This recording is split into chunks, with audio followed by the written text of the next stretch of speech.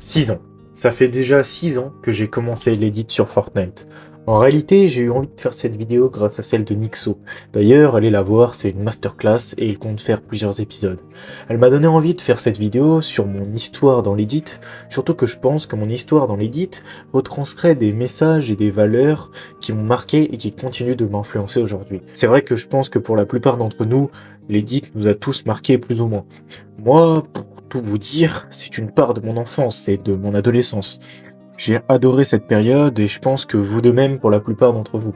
J'ai donc commencé l'edit en 2019, probablement dû à la hype qu'il y avait après le World Record de Tracky et sa rivalité avec Ewars sur la Bougie Tournament.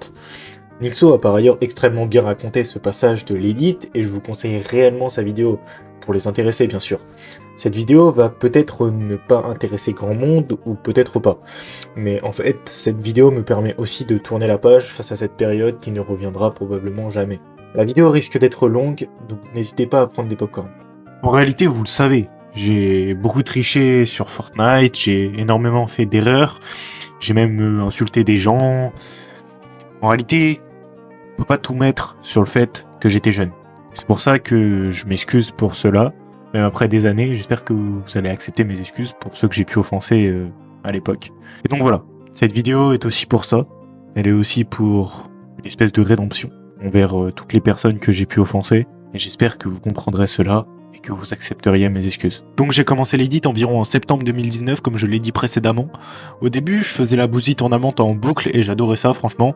Au fur et à mesure, j'ai voulu devenir plus fort et c'est intéressant car je pense que pendant toute l'edit, devenir plus fort était ma seule motivation. C'est étrange quand j'y repense maintenant.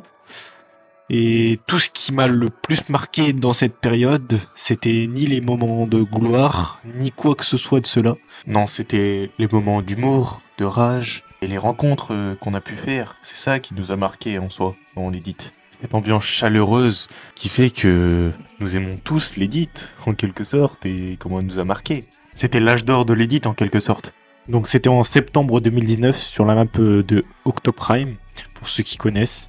Un joueur manette du nom de Shinky m'a DM sur Instagram et m'a proposé un projet. Ce projet, c'était la E4. Probablement le plus grand clan d'edit jamais créé sur Fortnite. Et c'est aussi, je pense, ce qui a réuni la commu edit qui était tant dispersée à cette époque sous un même écusson, la E4 Clan Editing. C'est alors le 19 mars 2020 que sort le tout premier trailer de la E4 réunissant déjà la plupart des meilleurs éditeurs de cette époque.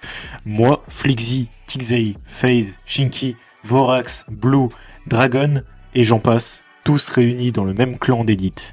Je pense que c'est l'un des événements qui a le plus impacté l'edit en dehors des Bougie Tournament, tant il a réuni cette dernière. Voici un extrait tout de suite du tout premier trailer de la E4.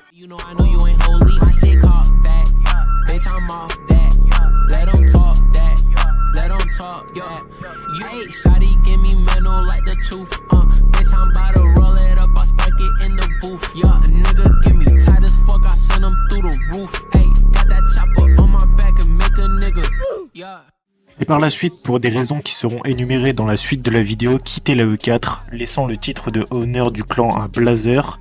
Ce dernier prendra le temps de recréer la E4 avec un nouveau trailer, un nouveau logo et autres, jusqu'à son effondrement aux alentours de octobre 2020. Dites-moi si une vidéo complète sur l'histoire de la E4 vous intéresserait, tant le sujet peut être intéressant.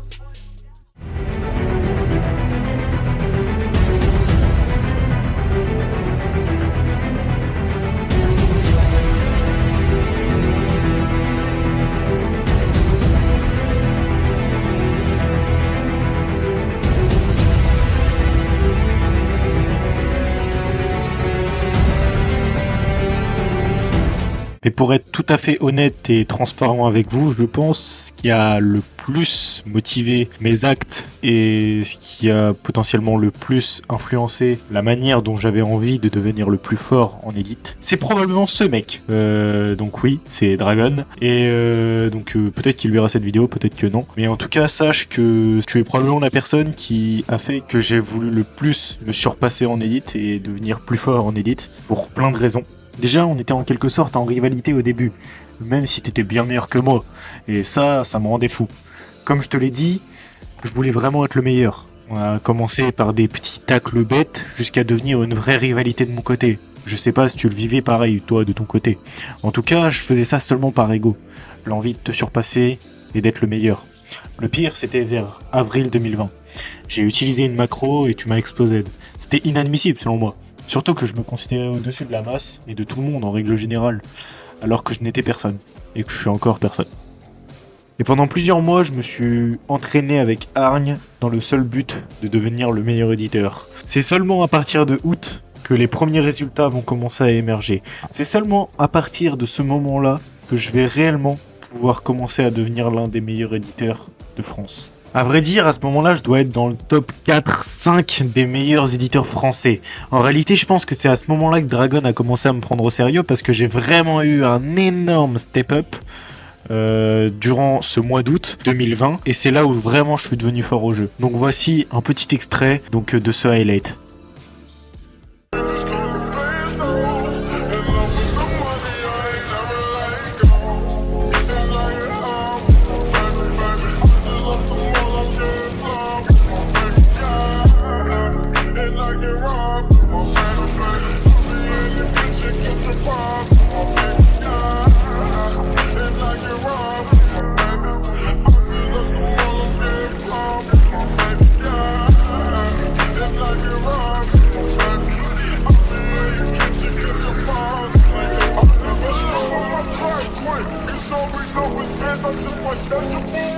Quand je vois ça, les mecs, je peux pas m'empêcher d'être heureux. Je peux pas m'empêcher d'être nostalgique de cette période et qui est selon moi le réel prime de Fortnite que j'ai connu. Ça m'a plus marqué que le Battle Royale. En tout cas, c'est tellement incroyable ce qu'on a pu vivre durant cette période de l'édit.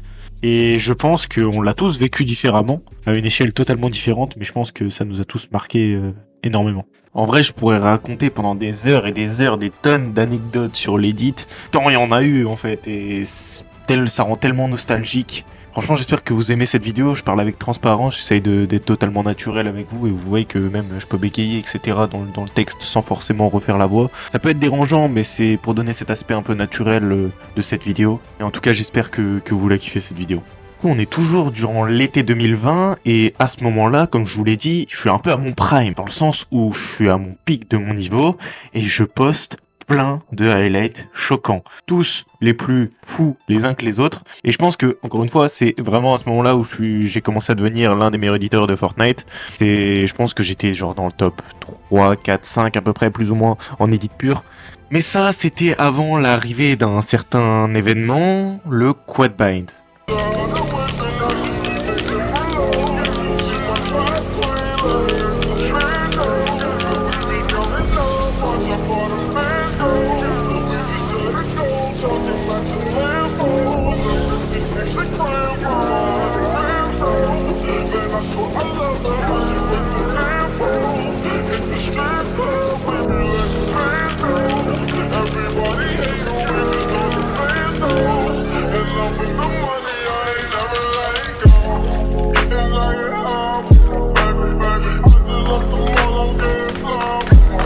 Faut savoir que ce mec c'est Brux et à ce moment-là, il a choqué tout le monde. C'était de loin le meilleur éditeur sur Fortnite au monde. Et du coup, nous, on s'est demandé, est-ce que sa technique, elle est vraiment si forte que ça? Et c'est là qu'il y a eu une énorme vague en France de nouveaux éditeurs qui ont commencé à jouer Quadbind. Au fur et à mesure que les éditeurs commencent à passer Quadbind, je commence rapidement à me faire rattraper. Je passe donc de 4e, 5e à peut-être 10e, car je n'avais pas encore pris cette décision de passer Quadbind. Je commence donc à ralentir le rythme petit à petit, et de septembre à novembre, je commence à vraiment être moins bon comparé aux autres en edit. Même si oui, j'ai pu sortir des vidéos qui étaient quand même impressionnantes de septembre à novembre 2020, comme par exemple mon world record sur la Woozy Tournament qui était de 7-10, mais je n'étais pas satisfait de mon évolution à cette période. C'est alors en décembre que je prends la décision de passer Quadbind. Et pendant tout le mois de décembre, je m'entraîne comme un taré pour redevenir l'un des meilleurs éditeurs de Fortnite. Et c'est alors, le 31 décembre 2020, que je publie l'un des meilleurs highlights de ma chaîne, et qui me fera certainement passer dans le top 2, top 3 des meilleurs éditeurs au monde.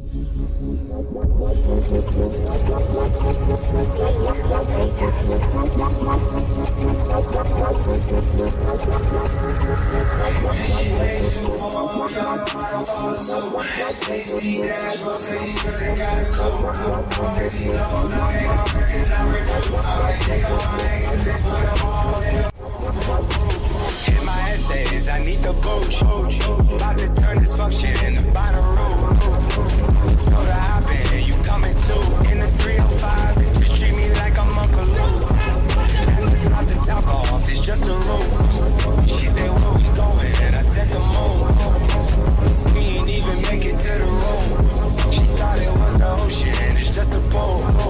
Now I gotta open, it's just a ghost.